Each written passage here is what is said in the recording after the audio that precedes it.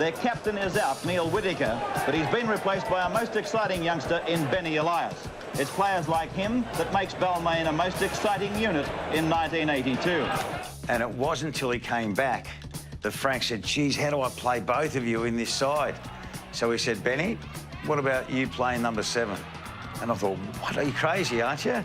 I said, mate, I've been playing hooker most of my life, you know? He said, you're good enough to play number 7, and we're going to give it a shot against South Sydney. So you started to do things like you were ducking and spinning, and we'd not seen any of that from the hooking role before you arrived.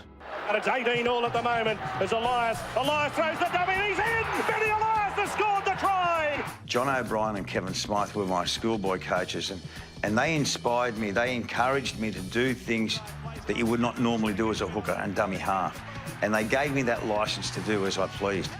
And I used to play footy in the backyard and down the paddock with our schoolmates, and we'd grow up at West Ryde, and we'd go and play footy, and you'd try everything. So when I tried things mucking around in the backyard and down at the park, you started to do that on the football paddock, and just one thing led to another, and then I started kicking from dummy half, and they thought, what the hell are you trying to do here? And I said, well, you said I could do anything I wanted.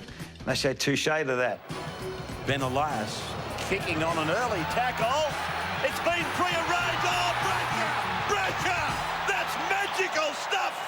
What was the culture of Balmain in those days? I'm guessing it was everything we'd always imagined. Like, you know, the good, the bad, the shady, the amazing, the mind-blowing, everything. The culture here is phenomenal. We were fortunate to have a man by the name of Keith Barnes, who was the boss. He would come down to the training sessions and watch us train. He'd be the first bloke at the game. That sort of oozed on to the players. They will tell you that Keith Barnes is like a second father. He was the black and gold in Balmain. That is why you kept so many players at a club. I mean, you had internationals like Jack, Pearce, Roach, Siranen. I mean, these players were loyal to the club because of one man, Keith Barnes.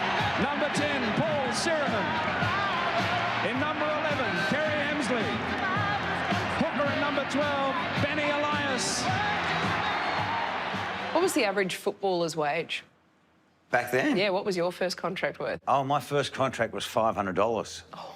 But I'll never forget it. I'd have done it for nothing. And I know it's easy to say that, but I promise you not. To get paid for doing what we were doing and to come to training and seeing your mates every day, life didn't get any better. How did your father then help set you up for success? Because he always knew that football wasn't forever. I was at the age of 16 and I got my first contract. And I said to my father, I said, Dad, well, I'm getting paid to play game.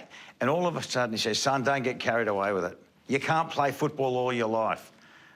What you can do is you can invest in property, and for the rest of your life, they'll pay rent.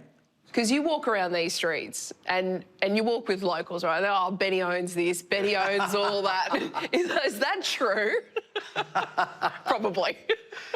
I did do a couple of deals with Keith, and I said, Keith, you know I love property. And he goes, mate, for your cash flow problems, if you want to keep your cash flow going, I'll buy some properties and I'll play for a couple of years and I'll own that property. In contra for playing, I got property. Last tackle here for Balmain. The flick pass, and Elias is in! The flick pass from Roach. How did Elias screen that? Somehow, and the try's been scored, and the Tigers lead 10-2. Block has described you as the greatest Tiger to ever play. I love Block. You know our relationship. Block's my best mate. And instantly we fell in love with each other, and we just had so much yin and yang about ourselves, you know. I mean, he's Block, he's 6'5", built like a brick shit out, and I'm this tiny little woggy bloke, and it was like the twins, Arnold Schwarzenegger and DeVito. Actually, yes. Here's Roach. Bit of a dust-up in there. Gillespie and Roach, and hello, little Benny Elias has gone in, and now they've erupted. Both teams going in from all over the park. But you need a bit of a henchman, you need some starch to be able to, for you, to be able to win those contested scrums. And so what was some of your go-to tactics? I used to G up Block, actually. I used to... Wouldn't take much. No, and I knew how to wind Blocky up. Front row is Goodwin and Roach going at each other. Well, Steve Roach bouncing in there with his head. McCann said he didn't like it. Funny to say, Roach in times when we really needed something special, I'd give Block the little wink and I said, Block, we need to do something out of the ordinary here, mate. They're getting on top of us. They're starting to dominate Block. We need to get...